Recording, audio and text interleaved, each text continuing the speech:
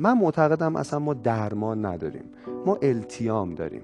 این در خوشبینانه ترین حالت رنج زیستن انقدر وجودی و انقدر عمیقه که هر کسی ادعا کنه من یه کپسولی دارم که میتونه این رنج رو کاملا از بین ببره یا درمان کنه، قطعا باید به ادعا شک کرد. دقیقاً شوپنهاور در انسان به مسابقه اراده کل استدلال فلسفیش اینه که انسان خواستن مدامه، یک ماشین تولید میله برای اینکه یه چیزایی رو به دست بیاره. وقتی به اونا نمیرسه میله و این میل این فاصله رنج تولید میکنه، وقتی هم بهش میرسه ملاله و بعد اینکه اراده جدید برای، یعنی میگه زندگی یک آونگ بین میل و ملال که نوسان میکنه و رنج بخشی جدای ناپذیر از لحظه لحظه زیست بشری. خیلی جالبه ها، میل و ملال، یعنی یا میل داریم یا میرسیم و ازش خسته میشیم و میل جدید و یه میل جدید دائم در یه دونه ماشینی میخوایم.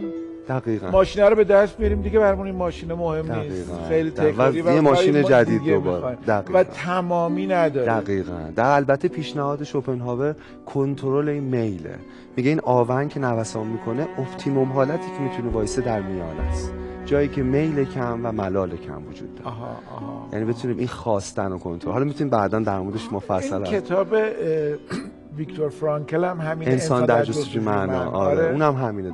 حالا اون معتقد این رنج رو، یعنی فاصله بین امیدهای ذهنی، چیزایی که من میخوام، و واقعیت‌های عینی، چیزایی که واقعا وجود داره، رو میتونه معنا پر کنه. این جمله که اگه چرایی زندگی رو یافته باشی با هر چگونگی میتونی بسازی، اگه رنج تو معنایی داشته باشه میتونی بسازی. من دوست دارم آقا مرتضی 3 تا بچه داره، همشون خارج کشورن. یه ازدواج خیلی عاشقانه با یه خانمی به نام خاتون داشته و بعد خاتون فوت کرده 3 سال. آقا مرتضی خوب نمیشه حالش، یعنی هی عصرا که میشینه تو اون بالکنی که با هم چای میخوردن جای خالی خاتون عذابش میده. یه روز دیدم حالش خوبه، گفتم آقا مرتضی رو فرمی و خلاصه چی شده اینا؟ گفت یه چیزی به ذهنم رسید، تو بالکن نشسته بودم جای خالیشو میدیدم، بچه‌هاش هم خوب اون طرف، هم پزشکم بچه‌هاش. بعد به این فکر میکردم که اگه من مرده بودم چی؟ اگه صندلی من خالی بود چی؟ میدونید اون خاتون رو این صندلی روبرو نشسته بود و این رنج و این خاطرات و این عصرای کندی که نمیگذره رو اون باید تحمل میکرد. بعد به خودم گفتم من اینجام که خاتون رنج نکشه. من دارم ببین یه معناست که شاید آقا مرتضی جعلش کرده، ساختتش، شاید قابل مناقشه باشه ولی کار میکنه. آقا صحت 3 جور رنج تو دنیا هست که یه آدمو عذاب میده، مثل خوره روشو میجره. اولین رنجایی که آدم میتونه عوضش کنه، مثلا میره توی جلسه زبانش خوب نیست، تحقیر میشه، رنج میکشه، ولی میتونه سال بعد برگرده خلاصه بهتره کنه. این رنجا خب یه انرژی عاطفیه. ولی رنجای دست دوم رنجایی که آدم نمیتونه تغییرشون بده، یعنی مثل اینکه کسی رو از دست داده، سودی رو تجربه میکنه، طلاقی رخ، یه چیزی. خب رنجای دست سوم از همه این دوتا ترسناکتره و بدتره، رنجای بلا تکلیفه، رنجایی که نمیدونیم باید بجنگیم درستشون کنیم، نمیدونیم باید بپذیریمشون. جزیره سرگردانی، برزخ از جهنم تحملش وحشتناک‌تره، چون بلا تکلیفیه، چون تو نمیدونی تکلیفت. من خب بگم تو این مسئله ما میتونیم رنجای دست سوم رو در حقیقت از بین ببریم، یا تو دسته اول یا تو دسته دوم بگنجونیمشون. یعنی بیننده ها یه خط بکشن روی کاغذ، توی ستون بنویسن جنگجو، توی ستون بنویسن اندوهگین. جنگجوی اندوهگین چه رنجایی که امروز میتونن به جنگن تغییرش بدن و چه رنجایی که باید بپذیرنش و دیگه نمیشه عوضش کرد. این که میگه خدای به من جرأت اینو بده که چیزی که میتونم عوض کنم و عوض کنم و چیزی که نمیتونم عوض کنم و بپذیرم و تفاوت بین این دوتا رو به من یاد بده، این اوج خرده. یعنی آدمی که یه خط تو زندگیش داره که رنجاش تکلیفش مشخصه، به نظر من بر قله خرد ایستاده، فارغ از این که اون رنج همچنان وجود داره. به نوعیت ممکنه الان بیننده ها بگن من که نمیدونم، یه رنجی دارم بلا تکلیف، نمیدونم باید بجنگم درست میشه، هنوز توش فاعلیت سابجکتیویتی دارم، یا اینکه نه باید بپذیرم. من میگم همین الان آلردی مهم نیست، اطلاعاتتون کامل نیست، تو یکی از این ستونا بذارید، بعد میتونه عوض شه جاش. اون ستون اندوهگین، خب آدم چجوری این اندوهو میتونه باشه کنار؟ ببینید همین که من میپذیرم و دیگه تقلا نمیکنم و تکلیفش معلوم میشه که آقا من مثلا فلان مورد رو نمیتونم عوض کنم، انرژی عاطفی زیادی از ما آزاد میکنه. یه قصه بگم، یه دوستی داشتم یه چیز تلخی برای من تعریف میکرد. پدرش در حقیقت معلمم هست. پدرش یه بیماری لاعلاجی گرفته بود، با مرگ مبارزه میکرد و خیلی زندگی برای دوست من سخت شده بود. من بهش گفتم مثلا این کار میتونی بکنی، مثلا این چیه؟ بعد به من یه چیز جالب یاد داد. گفت مجتبی تو همین پدیدم هم جنگجو هست هم اندوهگین، تو همین چیزی که من باید بپذیرمش. گفتم چطور؟ گفت من فکر کردم دکترها گفتن 2-3 ماه وقت داره پدرت. به این فکر کردم که من چه حسرت‌های بزرگی با بابام دارم. مثلا ما هیچ وقت دوتایی سفر نرفتیم، هیچ وقت جوک نگفتیم با هم، هیچ وقت درست حسابی بغلش نکردم. به خاطر اون، چون من میگم دراماتیک ترین رابطه دنیا رابطه بچه‌ها با پدرانشونه، پر از سوء تفاهمه، پر از حرفای نگفته است، پر از عشقیه که نمیتونه ابراز شه. این دوستم تو این شرایط بود که داشت به این حسرت رو فکر میکرد. گفت یه بار مجبور شدم پدرمو پوشک کنم.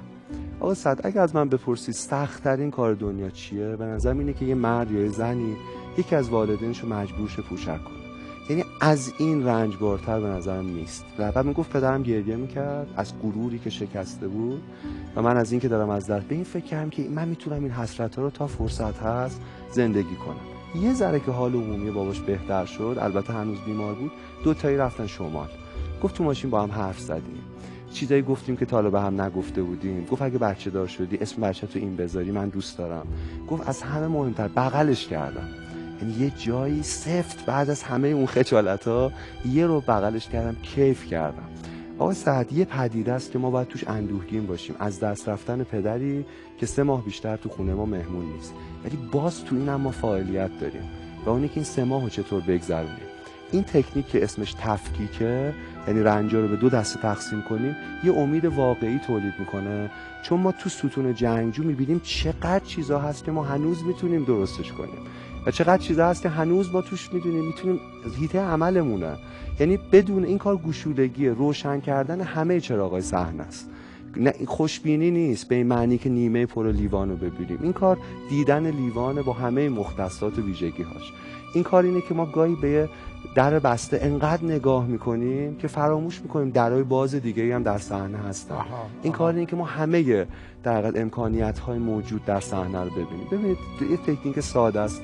بیننده الان فکر کنن تو 3 ماه گذشته چی خیلی عذابشون داده و یه کاغذ بردارن، یه خط بکشن، ببینن میتونن رنجای بلا تکلیفو، یا رنجایی که باید بجنگن یا رنجایی که باید بپذیرن و بنویسن و بعد ببینن که ستون جنگجو چقدر طولانی تره و این کاغذ اصلا پارش کنن. ولی بعد از نوشتنش این خط مهمترین خطیه که یه آدم تو زندگیش میکشه. این یادمون بمونه، بجنگم چی رو باید بپذیرم. ستون دردهامون، غم‌ها و هرمان‌هایی که با جنگیدن میتونیم تغییرش بدیم و ستونی که باید بپذیریم و اندوهگین باشیم.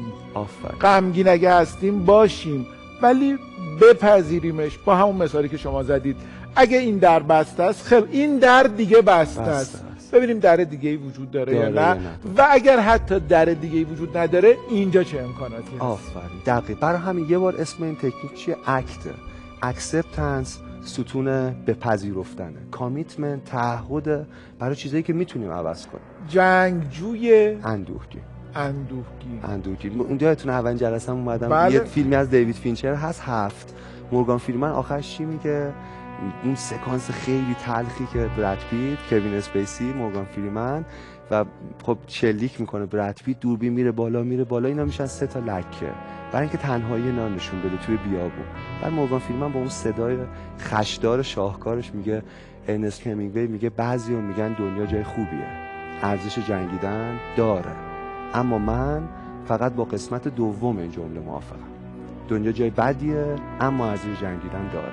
جنگجو اندوهگین کل فلسفه‌اش اینه. داستایوفسکی هم همینو میگه. مارشال برمن هم توی کتاب تجربه مدرنیته وقتی که بچه‌ش فرزندش 5 سالش از دست داده، پسر 5 سالش برای دوچرخه سواری رفته بیرون و از دست میده، میگه که با مرگ پسرم فهمیدم که دنیا اونقدری که همه میگن جای زیبایی نیست، ولی باید ادامه بدیم. اگر ادامه ندیم دیگه چیزی نداریم. اینه که معنی میکنه زندگی. و ما دلایل ادامه دادن رو تو ستون جنگجو میتونیم به وفور پیدا کنیم.